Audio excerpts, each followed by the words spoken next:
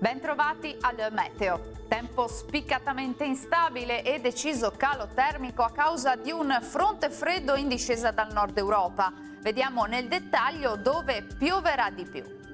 Sul Veneto la giornata di mercoledì 18 settembre sarà caratterizzata da una certa variabilità, con piogge e temporali sparsi ma piuttosto frequenti un po' dappertutto. Tuttavia migliorerà ovunque entro la nottata. Temperature come detto in diminuzione, minime tra 15 e 19 gradi, massime comprese invece tra 20 e 23 gradi. Situazione simile anche sul Friuli Venezia Giulia, con piovaschi alternati a pause un po' più asciutte, tuttavia piogge meno probabili sulle aree costiere. Temperature anche qui in calo, minime tra 14 e 17 gradi, massime tra i 22 e i 23 gradi.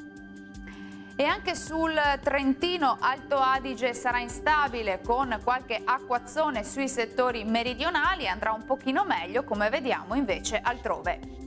Temperature minime tra 14 e 15 gradi, massime ancora gradevoli sui 27 gradi circa.